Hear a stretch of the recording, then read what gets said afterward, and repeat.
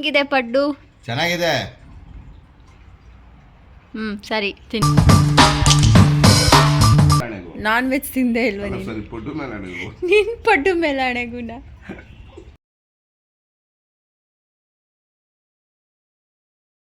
Hello, welcome back to my YouTube channel Ranjitha Raghu vlogs Kannada.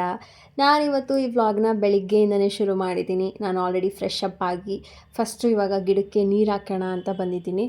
ಯಾಕಂದರೆ ಈಗ ಬಿಸಿಲಿಗೆ ದಿನಕ್ಕೆ ಒಂದು ಸಲ ಅಲ್ಲ 2 ಸಲ ನೀರು ಹಾಕಿದ್ರೂ ಸಾಲಲ್ಲ, ಅಷ್ಟು ಬೇಗ ಒಣಗೋಗ್ಬಿಡುತ್ತೆ.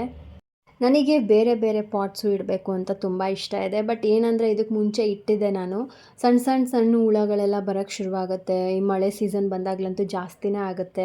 ಸೊ ಅದಕ್ಕೋಸ್ಕರ ನಾನು ಇಡಲಿಲ್ಲ, ಎಲ್ಲನೂ ಖಾಲಿ ಮಾಡಿಬಿಟ್ಟಿದ್ದೀನಿ. ಹಾಗಾಗಿ ತುಳಸಿ ಗಿಡ ಒಂದಿಟ್ಟಿದ್ದೀನಿ ಮತ್ತು ಆಲೋವೆರಾ ಗಿಡ ಒಂದಷ್ಟೇ ಇರೋದು. ಇನ್ನು ಬೆಳಿಗ್ಗೆ ಖಾಲಿ ಹೊಟ್ಟೆಲಿ ನಾನು ಯಾವಾಗಲೂ ಫಸ್ಟು ತಿಂಡಿ ತಿನ್ನೋಕ್ಕೂ ಮುಂಚೆನೇ ಬಿಸಿನೀರು ಕುಡಿತೀನಿ, ಬೆಚ್ಚಗಿರೋ ನೀರು. ಅದು ಇವಾಗಿಂದ ಅಲ್ಲ, ನನಗೆ ಆಲ್ಮೋಸ್ಟ್ ಒಂದು 5-6 ವರ್ಷದಿಂದನೂ ನಾನು ಇದನ್ನು ಅಭ್ಯಾಸ ಮಾಡ್ಕೊಂಡು ಬಂದಿದ್ದೀನಿ. ಅದರಲ್ಲೂ ಜಾಸ್ತಿ ಅಭ್ಯಾಸ ಆಗಿದೆ ಅಂದರೆ ಈ ಕೋವಿಡ್ ಎಲ್ಲ ಶುರುವಾಯ್ತಲ್ಲ, ಆವಾಗ ಬಿಸಿನೀರೇ ಕುಡಿಬೇಕು ಅಂತ ಹೇಳಿದರು ನೋಡಿ.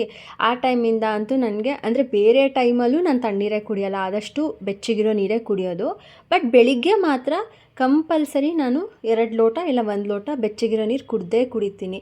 ನಂಗೆ ಅದನ್ನು ಕುಡಿಲಿಲ್ಲ ಅಂದರೆ ನಂಗೆ ಸಮಾಧಾನನೇ ಇರಲ್ಲ, ಮತ್ತು ಏನೂ ತಿನ್ನಬೇಕು ಅಂತಲೂ ಅನಿಸಲ್ಲ ನನಗೆ. ಇವತ್ತು ತಿಂಡಿಗೆ ಪಡ್ಡು ಮಾಡೋಣ ಅಂತ ನೆನ್ನೆನೇ ರಾತ್ರಿ ಅಕ್ಕಿ ರುಬ್ಬಿಟ್ಟಿದ್ದೆ. ಇವಾಗ ಅದು ಚೆನ್ನಾಗಿ ಫರ್ಮೆಂಟ್ ಆಗಿದೆ. ಸೊ ನೋಡ್ತಾ ಇರ್ಬೋದು, ಮೆಜರ್ಮೆಂಟ್ ಕರೆಕ್ಟಾಗಿದ್ದರೆ. ಮತ್ತು ಇವಾಗ ಸ್ವಲ್ಪ ಸಮ್ಮರ್ ಇರೋದ್ರಿಂದ ಕೂಡ ನಾನು ಏನು ಸೋಡಾ ಎಲ್ಲ ಏನೂ ಯೂಸ್ ಮಾಡಲ್ಲ, ಚೆನ್ನಾಗಾಗಿದೆ. ಸೊ ಇವಾಗ ಅದನ್ನೊಂದು ಒಳ್ಳೆ ಮಿಕ್ಸ್ ಮಾಡಿಬಿಟ್ಟು ಅದಕ್ಕೆ ಸ್ವಲ್ಪ ಉಪ್ಪು ಹಾಕಿ ಇನ್ನೊಂದು ಸ್ವಲ್ಪ ಚೆನ್ನಾಗಿ ಬೀಟ್ ಮಾಡ್ಕೋಬೇಕು. ನಾನು ರಾತ್ರಿ ಅದಕ್ಕೆ ಉಪ್ಪು ಹಾಕಿರಲ್ಲ, ಬೆಳಿಗ್ಗೆನೇ ಉಪ್ಪು ಹಾಕ್ಕೊಳ್ಳೋಣ ಅಂತ, ಹುಳಿ ಥರ ಅನಿಸುತ್ತೆ ಅಂತ. ಸೊ ಅದಕ್ಕೆ ಇವಾಗ ಉಪ್ಪು ಹಾಕಿ ಇದನ್ನು ಚೆನ್ನಾಗಿ ಇನ್ನೊಂದು ಸರಿ ಮಿಕ್ಸ್ ಮಾಡಿಬಿಟ್ಟು ಸೈಡಲ್ಲಿ ಇಟ್ಬಿಡೋದು. ಅದಾದಮೇಲೆ ನೆಕ್ಸ್ಟು ನಾನಿವಾಗ ಪಡ್ಡುಗೆ ಮಸಾಲ ಪಡ್ಡು ಥರ ಮಾಡಬೇಕು ಅಂತ ಇದ್ದೀನಿ. ಯೂಶ್ವಲಿ ನಾನು ಅದೇ ಥರ ಪ್ಲೇನ್ ಪಡ್ಡು ಮಾಡೋದು ತುಂಬ ಕಮ್ಮಿ, ಯಾಕಂದರೆ ನಮ್ಮ ಮನೇಲಿ ಎಲ್ರಿಗೂ ಮಸಾಲ ಪಡ್ಡುನೇ ಜಾಸ್ತಿ ಇಷ್ಟ ಆಗೋದು. ಈಗ ಇಲ್ಲಿ ಪಡ್ಡುಗೆ ಏನೇನು ಬೇಕು ಅದನ್ನೆಲ್ಲ ನಾನು ಹೆಚ್ಚಿಟ್ಕೊಂಡಿದ್ದೀನಿ. ಈರುಳ್ಳಿ, ಕೊತ್ತಂಬರಿ ಸೊಪ್ಪು, ಕರಿಬೇವು, ಸಬ್ಸಿಗೆ ಸೊಪ್ಪು ಮತ್ತು ತುರಿದಿರೋ ಅಂಥ ಕ್ಯಾರೆಟು, ಇಷ್ಟನ್ನು ರೆಡಿ ಮಾಡಿ ಇಟ್ಕೊಂಡಿದ್ದೀನಿ.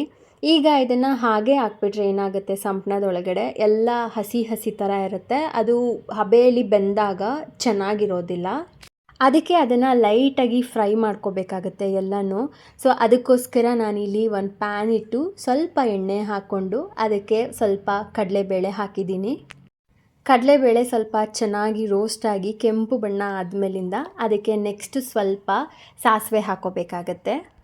ಸಾಸಿವೆ ಹಾಕಾದ್ಮೇಲೆ ನೆಕ್ಸ್ಟು ನಾನು ಆಲ್ರೆಡಿ ತೋರಿಸಿದ್ನಲ್ಲ ಏನೇನು ಹೆಚ್ಚಿಟ್ಕೊಂಡಿದ್ದೀನಿ ಅಂತ, ಅದರಲ್ಲಿ ಒಂದೊಂದೇ ಐಟಮ್ಸ್ ಹಾಕಬೇಕು. ಮೊದಲನೇದಾಗಿ ಫಸ್ಟು ಈರುಳ್ಳಿ ಹಾಕ್ಕೊಬೇಕು.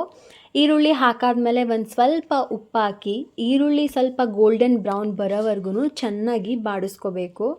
ಯಾಕಂದರೆ ಈರುಳ್ಳಿ ಚೆನ್ನಾಗಿ ಬೇಯಲಿಲ್ಲ ಅಂದರೆ ನಾವು ಪಡ್ಡುನ ಬೇಯಿಸೋವಾಗ ಏನಾಗುತ್ತೆ ಅಂದರೆ ಅದು ಈರುಳ್ಳಿ ಹಸಿಯಾಗೇ ಸಿಗುತ್ತೆ, ಅಷ್ಟು ಚೆನ್ನಾಗಿರಲ್ಲ.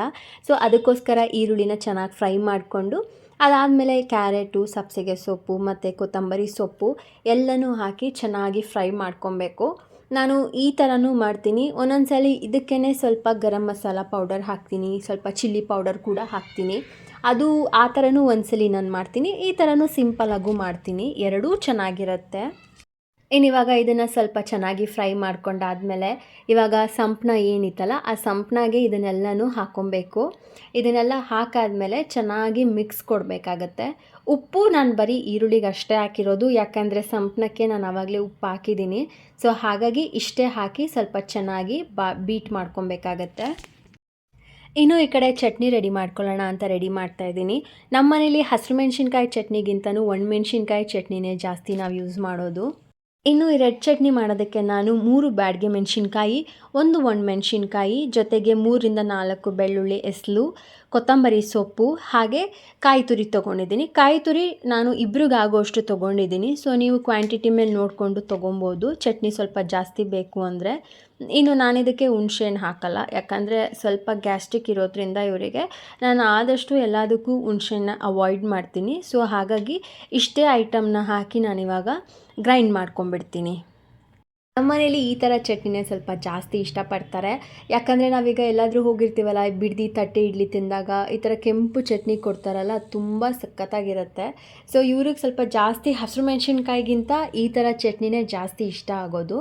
ಇನ್ನು ಇದನ್ನು ತುಂಬ ತರಿಯಾಗೂ ರುಬ್ಕೊಳ್ಳೋದು ಬೇಡ, ತುಂಬ ಫೈನ್ ಪೇಸ್ಟು ಮಾಡೋದು ಬೇಡ, ಮೀಡಿಯಮಾಗಿ ರುಬ್ಕೊಂಡ್ರೆ ಸಾಕು, ಚೆನ್ನಾಗಿರುತ್ತೆ. ಇನ್ನು ಈ ಚಟ್ನಿಗೆ ಹಾಗೆ ತಿಂದರೂ ಚೆನ್ನಾಗಿರುತ್ತೆ, ಬಟ್ ಆದರೆ ಒಗ್ಗರಣೆ ಕೊಟ್ಟರೆ ಇನ್ನೂ ಸ್ವಲ್ಪ ಟೇಸ್ಟು ಜಾಸ್ತಿ ಆಗುತ್ತೆ. ಸೊ ಹಾಗಾಗಿ ನಾನಿಲ್ಲಿ ಒಗ್ಗರಣೆ ಮಾಡ್ಕೊತಾ ಇದ್ದೀನಿ. ಇದಕ್ಕೂ ಒಂದು ಚಿಕ್ಕ ಪ್ಯಾನ್ ಥರ ಇದರಲ್ಲಿ ನಾನು ಎಣ್ಣೆ ಹಾಕಿ ಅದಾದಮೇಲಿಂದ ಕಡಲೆಬೇಳೆ, ಸಾಸಿವೆ ಹಾಕಿದ್ದೀನಿ. ನೆಕ್ಸ್ಟ್ ಸ್ವಲ್ಪ ಇಂಗು ಹಾಕ್ಕೊಂಡು ಅದಕ್ಕೆ ಸ್ವಲ್ಪ ಕರಿಬೇವು ಹಾಕಿ ಸ್ವಲ್ಪ ರೋಸ್ಟ್ ಆಗೋವರೆಗೂ ಬಿಟ್ಟು, ಅದಾದ ನಂತರ ನಾವೀಗೇನು ಚಟ್ನಿ ರುಬ್ಬಿಟ್ಕೊಂಡಿದ್ವಲ್ಲ ಆ ಚಟ್ನಿಗೆ ಹಾಕಿ ಮಿಕ್ಸ್ ಮಾಡಿಕೊಂಡ್ರೆ ಸಖತ್ತಾಗಿರುತ್ತೆ ಟೇಸ್ಟು. ಕಲರ್ ಕೂಡ ಚೆನ್ನಾಗಿ ಕಾಣಿಸ್ತಾ ಇದೆ. ಇವಾಗ ಒಂದು ಸ್ವಲ್ಪ ಮಿಕ್ಸ್ ಮಾಡಿಬಿಟ್ರೆ ಒಗ್ಗರಣೆ ಎಲ್ಲ ಕಡೆಗೂ ಸ್ಪ್ರೆಡ್ ಆಗುತ್ತೆ, ಆವಾಗ ಟೇಸ್ಟು ಚೆನ್ನಾಗಿರುತ್ತೆ. ಈ ಕಡೆ ಪಡ್ಡು ಕಲ್ಲಿಟ್ಟಿದ್ದೀನಿ ನಾನು. ಪಡ್ಡು ತವ ಸ್ವಲ್ಪ ಬಿಸಿ ಆದ ತಕ್ಷಣವೇ ಸ್ವಲ್ಪ ಎಣ್ಣೆ ಹಾಕೋತಾ ಇದ್ದೀನಿ. ನಾನು ಯೂಶ್ವಲಿ ಎಣ್ಣೆ ಯೂಸ್ ಮಾಡೋದು ತೀರಾ ಕಮ್ಮಿನೇ. ನೀವು ನೋಡ್ತಾ ಇರ್ಬೋದು, ಎಲ್ಲ ಬರೀ ಒಂದು ಡ್ರಾಪ್ ಇದೆ ಅಷ್ಟೇ, ಜಾಸ್ತಿ ಎಣ್ಣೆನೇ ಇಲ್ಲ ಅದರಲ್ಲಿ. ಇನ್ನು ಯಾರಿಗೆಲ್ಲ ತುಪ್ಪ ಇಷ್ಟ ಆಗುತ್ತೆ, ಎಣ್ಣೆ ಬದಲು ತುಪ್ಪ ಹಾಕೋಬೋದು, ಇಲ್ಲಾಂದರೆ ಬೆಣ್ಣೆ ಯೂಸ್ ಮಾಡ್ಬೋದು. ಬಟ್ ನಾನು ಅದು ಯಾವುದೂ ಯೂಸ್ ಮಾಡ್ತಾಯಿಲ್ಲ, ಎಣ್ಣೆ ಮಾತ್ರ ಅಷ್ಟೇ ಯೂಸ್ ಮಾಡಿದ್ದೀನಿ. ನೀವು ಈ ಫುಡ್ ಸ್ಟ್ರೀಟಲ್ಲೆಲ್ಲ ನೋಡಿರ್ಬೋದಲ್ವ, ಸೊ ಅಲ್ಲೆಲ್ಲ ತುಪ್ಪ ಬೆಣ್ಣೆ ಕೇಳ್ತಾರೆ ನಿಮ್ಗೆ ಯಾವ ಪಡ್ಡು ಬೇಕು ಅಂತ. ಸೊ ಅದು ಅವ್ರಿಗಿಷ್ಟ ಯಾವುದಿರುತ್ತೆ ಅದನ್ನು ಯೂಸ್ ಮಾಡ್ಕೊಬೋದು. ಆದಮೇಲೆ ಮೇಲ್ಗಡೆ ಯಾವುದಾದ್ರು ಪ್ಲೇಟ್ ಇದ್ದರೆ ಒಂದು ಪ್ಲೇಟ್ ಮುಚ್ಚಿಬಿಡ್ಬೇಕು. ಸೊ ಅದಾಗಿ ಸ್ವಲ್ಪ ಹೊತ್ತು ಆದ ತಕ್ಷಣವೇ ಈ ಥರ ಸ್ವಲ್ಪ ತಿರುಗಿಸಿದ್ರೆ ಒಂದು ಸೈಡೆಲ್ಲ ಬೆಂದಿರುತ್ತೆ. ಇನ್ನೊಂದು ಸೈಡೆಲ್ಲ ತಿರುಗಿಸಿ ಸ್ವಲ್ಪ ಹೊತ್ತು ಬೇಯಿಸಿದ್ರೆ ಸಾಕು, ಎರಡೂ ಕಡೆ ಚೆನ್ನಾಗಿ ಬೆಂದಿರುತ್ತೆ, ಪಡ್ಡು ರೆಡಿ ಆಗುತ್ತೆ. ಇವತ್ತು ನಾನೇ ಫಸ್ಟು ಟೇಸ್ಟ್ ನೋಡೋಣ ಅಂತ ತಿಂಡಿ ಹಾಕ್ಕೋತಾ ಇದ್ದೀನಿ. ನನಗೂ ತಿಂಡಿ ಹಾಕ್ಕೊಂಡು ಅವ್ರಿಗೂ ತಿಂಡಿ ಹಾಕ್ಕೊಟ್ಬಿಟ್ಟು ಹೇಗಿತ್ತು ಟೇಸ್ಟು ಅಂತ ಆಮೇಲಿಂದ ಕೇಳ್ತೀನಿ. ಸೊ ಬಿಸಿಯಾಗಿದೆ ಆ್ಯಂಡ್ ಜೊತೆಗೆ ಈ ಕಡೆ ಚಟ್ನಿ ಕೂಡ ಚೆನ್ನಾಗಾಗಿದೆ. ಬಟ್ ಟೇಸ್ಟ್ ಮಾಡಿ ನೋಡೋಣ ಹೇಗೆ ಬಂದಿದೆ ಅಂತ. ಆ್ಯಕ್ಚುಲಿ ತುಂಬ ಚೆನ್ನಾಗಿ ಬಂದಿತ್ತು. ಸುಮ್ಮನೆ ನಾನು ಮಾಡಿದ್ದೀನಿ ಅಂತ ಹೇಳ್ತಾಯಿಲ್ಲ, ನೀವು ಟ್ರೈ ಮಾಡಿಬಿಟ್ಟು ನೋಡಿ, ಬೇಕಾದರೆ ಚೆನ್ನಾಗಿ ಬರುತ್ತೆ.